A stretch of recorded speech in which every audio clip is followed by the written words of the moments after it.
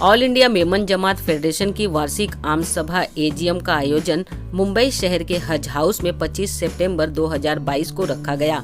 इस वार्षिक आम सभा एजीएम में ऑल इंडिया मेमन जमात फेडरेशन के द्वारा पिछले साल किए गए कामों का लेखा जोखा रखा गया, जिसमें मुख्य रूप से जरूरतमंद मेमन परिवारों को नए मकान रिपेयरिंग, युवाओं के लिए जॉब, महिलाओं को रोजगार व शिक्षा जैसे कई अन्य कामों के लिए आर्थिक मदद करना, मेडिकल हेल्प देना एवं विभिन्न योजनाओं के माध्यम से मेमन समाज के लोगों की मदद की गई। खास तौर पर इस एजीएम में मुख्य मेहमानों में विधान भवन अध्यक्ष Rahul Narwekar, Mumbai IPS railway commissioner Qaiser Khalid, BJP नेता हाजी अरफात शेख, कांग्रेस मुंबई अध्यक्ष भाई जगताप, निजामुद्दीन राइन, विधायक यामिनी जाधव और आमीन पटेल, सिद्धि विनायक मंदिर के x chairman Narendra Rane, NCP president minority Sohail सूबेदार के साथ साथ मुंबई शहर के कई नामी गिरामी लोग मौजूद रहे। हर साल की तरह इस साल भी मेमन समाज के लोगों को विभिन्न क्षेत्र में अच्छा काम करने के लिए सम्मानित किया गया। ऑल इंडिया मेमन जमात फेडरेशन की 40वीं वार्षिक आम सभा एजीएम में ऑल इंडिया मेमन जमात फेडरेशन के प्रेसिडेंट इकबाल मेमन ऑफिसर के साथ 20 board member, 100 general secretary, 250 national executive member और 500 मेमन जमात के नुमाइंदे मौजूद रहे, जहां सभी ने अपने जमात में किए गए कामों का लेखा जोखा पेश किया और साथ ही आए हुए सभी मान्यवरों का स्वागत भी किया गया।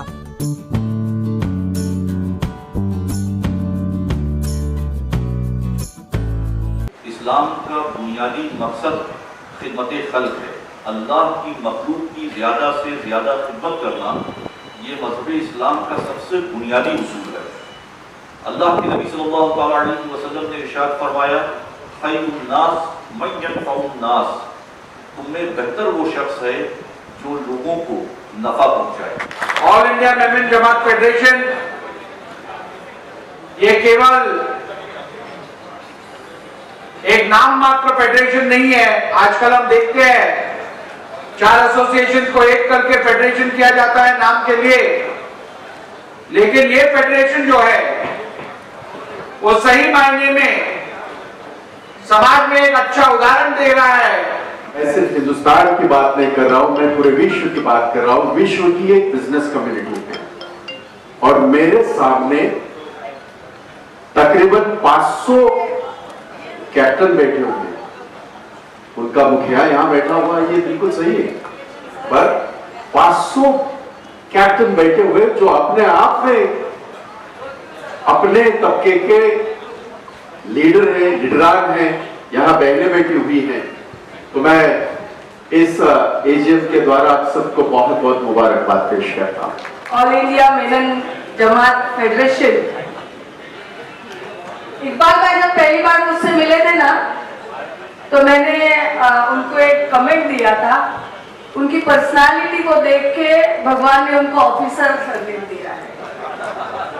अलग कुछ करने की जरूरत नहीं, वो देखते ही पता चल जाता है ऑफिसर टाइप के पर्सन है, क्योंकि यहाँ पे खड़े रह के उन्होंने जिस तरह से अपनी बात रखी, अपना कहना सब तक पहुंचाया है, तो उनका ऑफिसर सरनेम एकदम परफेक्ट है। इकबाल भाई, आप मुझे जरा बता सकते हो, क्योंकि आज जब यहाँ मौजूद होने के बाद में बहुत सारी चीजें आपकी जमात के बारे में मुझे पता चली, आप मुझे जरा एक लिस्ट दे दीजिए कि मेमन जमात क्या नहीं करती है।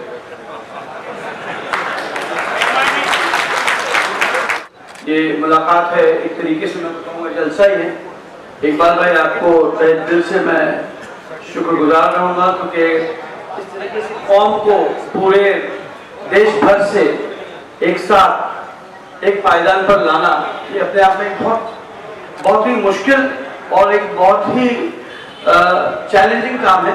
और माशाल्लाह से आपने बहुत अच्छा काम कर रहे हैं। मुझे लग रहा है आप काफी दौरे कर रहे हैं और कौम की बात को जो है सिर्फ कौम तक ही नहीं, बाकी अन्य जगहों तक भी फैलाने का काम कर रहे हैं। मैं चाहूंगा जोरदार तालियों से इकबाल भाई का इस्तेमाल हो।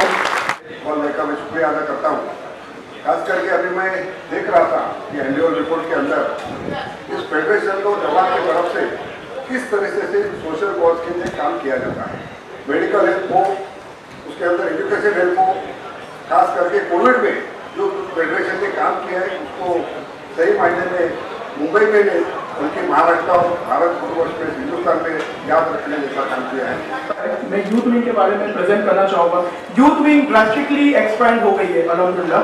68 से ज़्यादा यूथ विंग की टीम इंडिया में है अल्हम्दुलिल्लाह, जिसके अंदर एक secretary, 29 conveners, coordinator, 39 in charge, 12 other post holders भी है उसके अंदर, जैसे city wise secretary, project lead, फिर 5 पैनल कोऑर्डिनेटर है, 4 टीम है और 7 पैनल है। Panel in the sense I let you know, 7 panel ये है ग्लोबल एडवाइजरी पैनल, जिसमें इंटरनेशनल यूथ जो अच्छा काम करते हैं सोशल फील्ड में, वो एज ए एडवाइजरी पैनल हमारी यूथ विंग के साथ जुड़े हुए हैं अल्हम्दुलिल्लाह। पूरे वर्ल्ड से हर जगह से यूथ है हमारे साथ। फिर हमारा डॉक्टर्स का ग्रुप है, मेमन डॉक्टर्स का पैनल है, जिसके अंदर 185 प्लस मेमन डॉक्टर्स है पूरे इंडिया से। फिर हमारा यंग मेमन एंटरप्रेन्योर्स क्लब है, ये बिजनेस का एक ग्रुप है, ये सब बिजनेसमैन के लिए एक ग्रुप है जिसमें बिजनेसमैन लोग जुड़ते और नेटवर्किंग करते। काफी सारी मशक्कत चल रही है, उसको भी सही ढंग में लाना है और काफी हद तक हम वो ला चुके हैं। अहमदाबाद में हमारी 5 जमातें हैं, सारी मिलजुल के काम करती है और काफी सारा काम हमारी जमात से हो रहा है। तो जो इसका असल जो मकसद था वो यही था कि जमातें जो है वो उसके अंदर आपस के अंदर इत्तेहाद रहे और पूरे हिंदुस्तान के मेमन एक साथ में एक प्लेटफॉर्म के ऊपर आ जाए। और उसके अंदर बहुत सी कोशिशें की हमारे जनाब इकबाल मेमन ऑफिसर साहब ने और बहुत कामयाबी भी हासिल की है।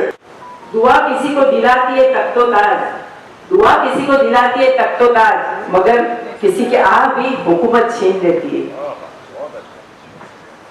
और इसीलिए अल्लाह ताला की गरीब मजलूम फाका कसी में फंसी हुई मखलूक और हमारे रसूल सल्लल्लाहु अलैहि वसल्लम की गुर्बत से भरी हुई उम्मत के आहा से बचने की हम हमेशा कोशिश करते रहते हैं। आज इसीलिए हम यहाँ सब यहाँ जमा हुए हैं। जैसे हर मजहब में कम्युनिटीज हैं, उनके साथ आपका एक अच्छा रिलेशन, एक अच्छा बर्ताव, एक ऐसा सपोर्ट का सिस्टम, ये अगर आप रखिएगा तो आपको औरों से भी मदद मिलेगी। हर वक्त हर चीज आप नहीं कर पाइएगा, इसीलिए आपको कोशिश ये करना है कि न सिर्फ हम अपने जमात को बेहतर करें, बल्कि जिस समाज में हम रहते हैं, जिस मोहल्ले में हम रहते हैं, जिस मुल्क में हम रहते हैं या जिस सूबे में हम रहते हैं, हम उसको भी बेहतर करें। कोशिश करना चाहिए कि आपके आबो उस्ताद ने इस मेमन कम्युनिटी के कई एमएलएस पैदा किए, एमपी पैदा किए और इन 10 सालों में ऐसी क्या बात हुई कि आपकी कम्युनिटी का रिप्रेजेंटेशन विधानसभा और लोकसभा में खत्म हो गया? क्या आपने कभी सोचने की कोशिश की? आपने नहीं सोचा। जबकि आपके आबो उस्ताद ने मुंबई शहर की ऐसी कौन सी गली कूचा मुसलमानों का बचा है जहां उन्होंने अपने निशानात ना छोड़े हो? चाहे वो कॉलेज हो, दरगाह हो, दर्सगाह हो, आपके स्कूलें हो, कौन सी ऐसी चीज आपके आप उस्ताद ने नहीं छोड़ी जिसे आपका सर फख्र से ऊंचा होता? लेकिन आपके लोगों ने ये उस साजिश का पता नहीं लगाया या उस साजिश का शिकार हो गए जो पिछले 10-12 सालों पहले मेमन कम्युनिटी के ऊपर शुरू हुई और उन जगहों पर जहां लगातार आपके कारपोरेटर थे, लगातार आपके एमएलए थे, वो सब साफ हो गए और उनकी जगह पर वो लोग आए जिनको आप कभी सोच नहीं सकते थे।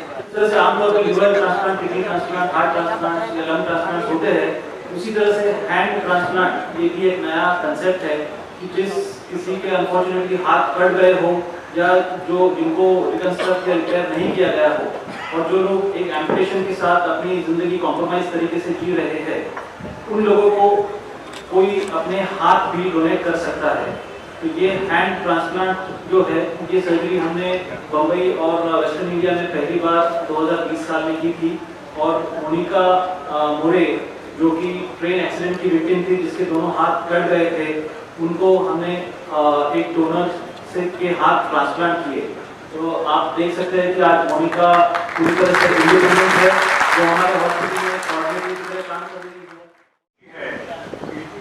इकबाल मेमन ऑफिसर साहब हमारे translation chamber of commerce industry के इस्लामिक कंट्रीज बिजनेस कमेटी के उनको यही साल अपॉइंट किया गया है एज अ चेयर। तो हुडा मुंताने हाजी इकबाल ऑफिसर आ गया तो आई गॉट इंस्पायर्ड और मतलब एकदम सोचे जो मुझे देश भी बताने ना हुई आप सोच रहे हैं कि मेमन जमात क्यों कम करे थी की करे थी तो मैगजीन के सब्सक्राइब करूँ, न्यूज़पेपर्स मंगाएंगे, इसको बोले कि पढ़ने रहेंगे या सोच रहे हैं कि आप भी मेमन कम्युनिटी के हिस्से में की हिस्सेदारी करी सिखाती की पता आपकी हेल्प करी सिखाती किसने दस्तक दी दिल पे? कौन है? आप दोनों तो अंदर है, बाहर कौन है?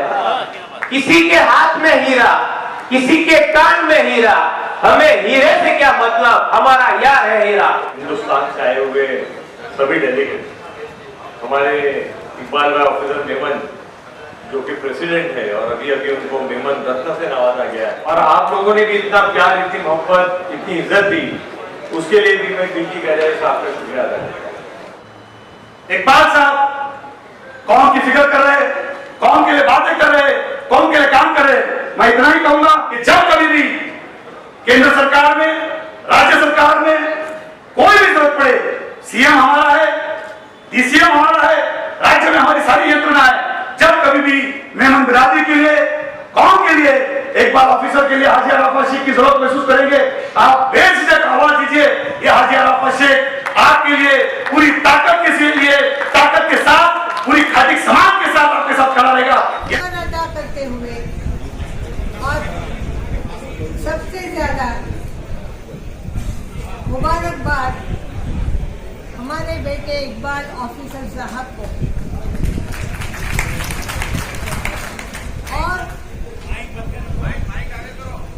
और उनके साथियों को, पूरी टीम। इससे आगे क्या कहूँ, मेरे पास तो कोई लफ्ज नहीं है इकबाल भाई के लिए। अल्लाह ताला उनकी तरक्की और हाँ, अल्लामा इकबाल रहमान ने कहा था, नशे मन पर नशे मन तामीर करता जा, नशे मन पर नशे मन इस कदर तामीर करता जा कि बिजलियां देख कर ठहर जाए, बिजलियां गिरते गिरते ठहर जाए। अस्सलाम वालेकुम हाज़रीन महफिल।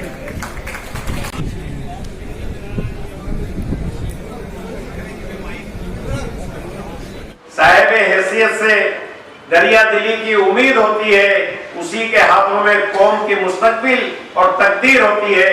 ये हम तमाम मेमन भाइयों के कौमी खिदमत के जज्बों का नतीजा है कि फेडरेशन अपनी ईमानदारी इमदादी कामों में पेशरफ्त हासिल करता रहा है। मैं एक खादिम कौम की हैसियत से अपना फर्ज ईमानदारी और इबादत समझकर निभा रहा हूँ, और जब तक ये जिम्मेदारी मेरे नातवा कांधों पर है, खुदा के हुक्म और आप लोगों की दुआओं से अपने मकसद की तरफ रवा दवा रहूंगा। अगर इस रास्ते में जाने अनजाने में मुझसे कोई गलती हो जाए तो बारगाह इलाही में माफी का तलबगार हूँ, क्योंकि इंसान खता का पुतला है और हमारा इत्तेहाद ही हमारी सबसे बड़ी ताकत है। अब मैं अपने परिवार से मुखातिब होना चाहता हूं, यानी board member, zonal secretary, NEC member, जो मेरे परिवार के लोग हैं, जो कांधों से कांधा मिलाकर मेरे साथ चल रहे हैं। आपके साथ हूं, ये मेरी किस्मत है, मगर आप मेरे साथ हैं, ये मेरी खुशकिस्मती है। जो सुख में साथ दे वो रिश्ते होते हैं, और जो दुख में साथ दे वो जो दुख में साथ दे वो आपकी तरह फरिश्ते होते हैं। मैं हमेशा अल्लाह से यही दुआ करता हूं कि साथियों के लिए, या अल्लाह मुझे चुन के चंद लोग दे दे जो कांटों में भी मेरे साथ चल सकें। कहे छे कि मने कहे छे लोगों कहे छे મને કે તમારો જમાનો છે, કહે છે લોકો મને કે તમારો જમાનો છે, પણ એમને ક્યાં ખબર છે કે મારે મિત્રનો ખજાનો છે। સારે મિત્ર का खजाना है मेरे पास। નસીબની खूबी सारी રેખાઓ મારા પાસે છે, નસીબની खूब सारी રેખાઓ મારા પાસે છે, એટલે તમારા જેવા મિત્રો મારી સાથે છે। आइए आज के इस अजीमुशान इजलास में हम सब हलफ लें और अहद करें कि हमारा हर कदम कौम और मिल्लत की फलाह और बहबूद के लिए होगा, और हमारा इत्तेहाद और भाईचारगी हमेशा कायम और दायम रहेगी। मेमन कौम के वकार को हमेशा बुलंदी हासिल रहे। मेमन कौम जिंदाबाद, इत्तेहाद जिंदाबाद, जियो मेमन। बोर्ड मेंबरान के सलाह व मशवरे और मुकम्मल इंक्वायरी के बाद इत्तेफाक राय से अंजाम दिया जाता है। इमदादी कामों में तेजी लाने के लिए हमने हर हफ्ते फेडरेशन की ऑफिस में बोर्ड मेंबरान की मीटिंग को लाजमी करार दिया है ताकि इमदादी कामों में आसानी हो और बर वक्त ताउन पहुंचाया जा सके। हमने फंड की वसूलियाबी के लिए अपनी जद्दोजहद हमेशा जारी रखी। जाती तौर पर, इज्तिमाई तौर पर फंड की फराहमी और इसे जमा करने के लिए हमने एक तहरीक चलाई। और हमारी कोशिश ये है कि हमारी पहले ऑफिस बन जाए और आज ऑफिस के लिए हमने सबको अपील की। हमारी ऑफिस अगर बन जाती है पहले, उसके बाद हम हॉस्पिटल भी बनाएंगे, कॉलेज भी बनाएंगे और हमारा ख्वाब तो ऐसा है कि हम यूनिवर्सिटी बनावे। मगर सबसे पहले हमारी जमात जो है उनको हम पांव पे खड़ा करना चाहते हैं। हमारी जमात पांव पे खड़े हो जाएगी तो हमारे पैसे बचेंगे तो हम ये सारे बड़े काम करेंगे। और हम सोच रहे हैं कि हमारे बच्चों को पॉलिटिकल के अंदर हम आगे लाएं। जब तक पॉलिटिकल के अंदर हमारी कौम नहीं आएगी, हम लोगों का उद्धार होने वाला नहीं है।